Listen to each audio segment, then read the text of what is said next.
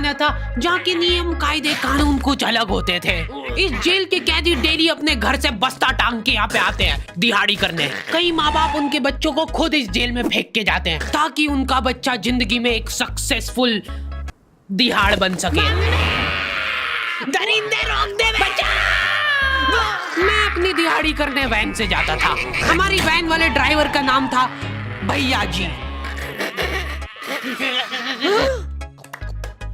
और उसकी वैन का नाम था मैजिक, जिसका हर दूसरे दिन टायर पंचर हो जाता था। बच्चे लोग स्कूल जाके पढ़ना सीखे ना सीखे टायर पंचर बनाना जरूर सीख जाते थे। लेकिन भैया जी से मेरा अलग अटैचमेंट था। उनसे मेरे को दिल से नफरत थी। ये आदमी सुबह 5 बजे आके मेरे घर के सामने हॉर्न बजाता था। अरे भैयू, ओए भैयू, जल्दी से तैयार हो जा बेटा, 5 मिनट में निकलना है फटाफट। 9 बजे का स्कूल है यार हमारा। लेकिन ये आदमी सुबह सबसे पहले आके मेरे को लेता था। उसके बाद हम 3-4 घंटे पूरे शहर भ्रमण पे निकलते थे। शहर के पूरे आखिरी कोने से बच्चे ले लेके आता था ये आदमी। जहाँ पे वैन जा भी नहीं सकती उधर कूदा कूदा के ले जाता था ये, और फिर टायर पंचर हो जाते थे। शाम पड़े वापस से हमको घर घर छोड़ के आता था ये। जिंदगी बर्बाद कर दी थी भैया जी ने मेरी। सबसे पहले लेते थे और सबसे आखिर में छोड़ते थे।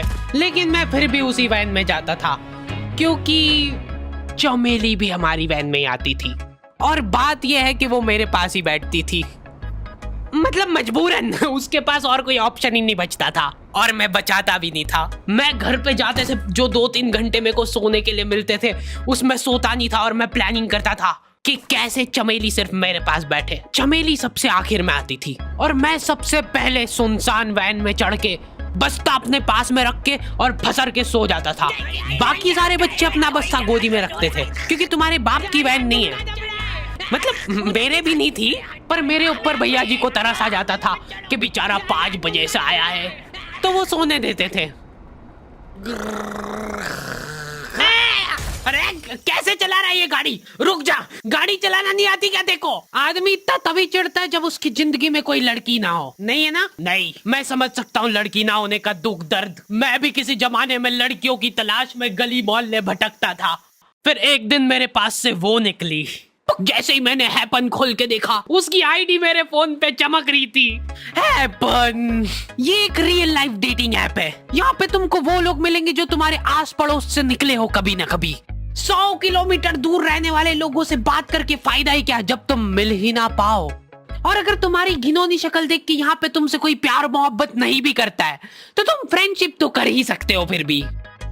So go and check it out happen. Link is in the description.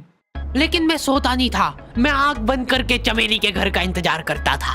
तो क्योंकि चमेली आखिरी में आती थी तो वैन पूरी पैक पुक हो रखी होती थी, बच्चे बाहर उबल रहे होते थे और मैं अपना बस्ता पास में रख के एक्टिंग देखो एक्टिंग।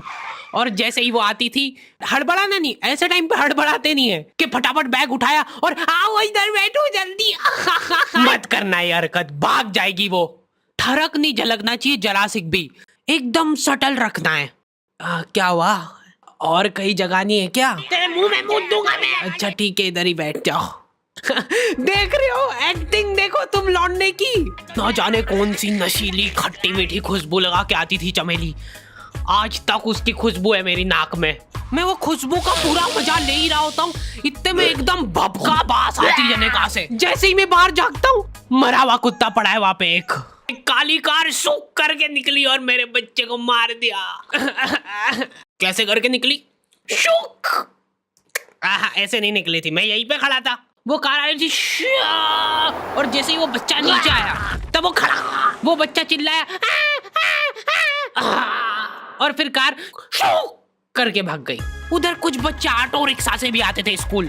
ऐसा लगता था कि पूरे स्कूल के बच्चे इस एक ऑटो रिक्शा में ठूस ठूस के ले जाता है वो। ये ऑटो वाले और भैया जी दोस्त थे और अब ये बीच सड़क पे रेसिंग लगवा रहे हैं। इनकी गाड़ियां उबला रही है बच्चों से, पर फिर भी नहीं मान रहे ये लोग।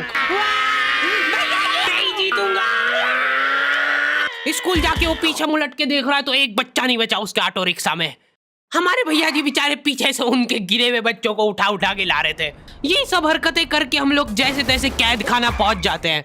सुबह 5 बजे से निकलने के बावजूद हम लोग लेट पहुंच रहे हैं। वहाँ पे पहुंच के हमने देखा कि 4 लौंडे मरे हुए पड़े हैं। जिनको डॉन ने मारा है। डॉन हमारे स्कूल की इंचार्ज थी। डॉन का कद छोटा था और पेट मोटा था, और आश्चर्य की बात यह है कि समय के साथ उसकी हाइट कम हो रही थी। मतलब बड़े नहीं बड़े वो चलता एक बार को, पर इसकी कम हो रही थी।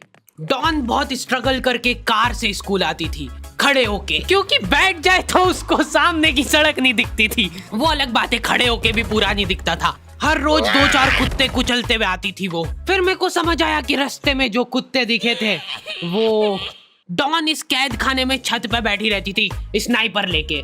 कोई भी कैदी कुछ गलत गतिविधि करता हुआ दिखता था तो वहीं पे, मैडम इनकी लाश का क्या करना है? अरे ये तो आपको पता ही है। कहाँ रह गए थे यार झमू दीदी, फटाफट ये खून वून साफ करो। झमू दीदी बुलेट से स्कूल आते थे और ये अफवाह फैली हुई थी पूरे स्कूल में कि उनके घर पे मर्सिडीज भी है, लेकिन झमू दीदी हम्बल रहना पसंद करते हैं। ऐसा कहा जाता था कि ये स्कूल ऑन पेपर झमू दीदी के नाम पे ही है, पर वो हम्बल रहने के लिए यहाँ पे झाड़ू पोछा लगाती है। वैसे मैडम इन्होंने करा क्या था? गैर कानूनी पेन फाइट का सट्टा खेलते थे ये लोग क्लास में। उससे मेरे को प्रॉब्लम नहीं है, मेरे को क्यों नहीं? हाँ, हमारी क्लास में पेन फाइट का सट्टा चलता था। हमारे इधर जो लौंडा पेन फाइट में जीतता था, सामने वाले का पेन उसका हो जाता था। कुछ बच्चे अपना सब कुछ दांव पे लगा देते थे और कर्जे में डूब जाते थे। फिर भी वो लोग हार नहीं मानते थे और अपने दोस्त से पेन उधार लेके खेलते थे और वापस हार जाते थे। तो अब क्लास में कुछ बच्चों के पास पोटला भर के पेन पड़ा है और कुछ बच्चों के पास पेन ही नहीं है। पेन इस कैद खाने की करेंसी थी, जिसके पास जितने महंगे पेन वो उतना रईस। यहाँ पे ब्लैक में पेन इधर उधर होते थे। नॉर्मल लोगों के पास होते थे 5 रुपए वाले जीफी जेल, जो कि तुम एक पन्ने पे लिखोगे तो पीछे 10 पन्ने तक छप जाएगा। और उनसे भी गए बीते लोग होते थे जो 3 रुपए वाला यूज एंड थ्रो लेके आते थे और उससे भी उनकी अच्छी राइटिंग आ जाती थी। बहुत चिढ़ मचती थी यार मैं कौन से। और कुछ चुनिंदा रईस लोग होते थे जिनके पास होता था ट्राईमैक्स। हर बच्चे का सपना होता था कि उसके पास एक ट्राईमैक्स हो, साथ में आसपास 2-4 लड़कियां हो। मेरे को प्लीज मेरे को यहाँ पे ऑटोग्राफ दे दो। ये लो ट्राईमैक्स किंग के, ये ट्राईमैक्स क्या बात कर रही है? सही में एकदम रईस लोग ही अफोर्ड कर पाते थे ट्राईमैक्स। वो बाबड़े भी एक एक अक्षर लिख के रिफिल खोल के देखते थे। खाली हो रही है तो एक बार एक रईस बच्चे का ट्राईमैक्स चोरी हो गया। पूरे स्कूल में हाहू मच गई थी। वो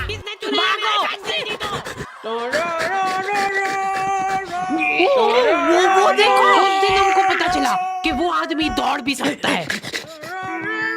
हमारे स्कूल में कुछ भी कांड हो रहा है, ये आदमी सबसे पहले दौड़ के आएगा, पूरा बैग खोल चोर, और बच्चों के बैग चेक करेगा। स्कूल वालों को भी इसकी सैलरी देते वक्त सबसे ज्यादा आखरती है। सैलरी किस चीज की? इस आदमी की शक्ल देख के ऐसा लगता था कि ये स्पोर्ट्स की आड़ में वैन वालों के साथ मिलके बच्चों की स्मगलिंग करता है।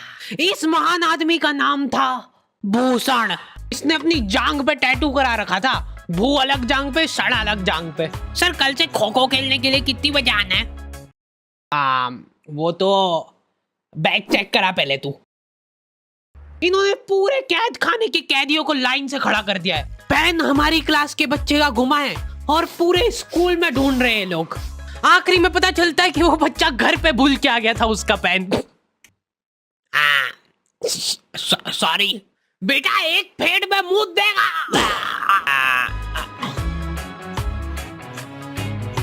ऐसे तो नमूने बच्चे थे हमारे स्कूल में, और टीचर लोग उनसे भी गए बीते थे।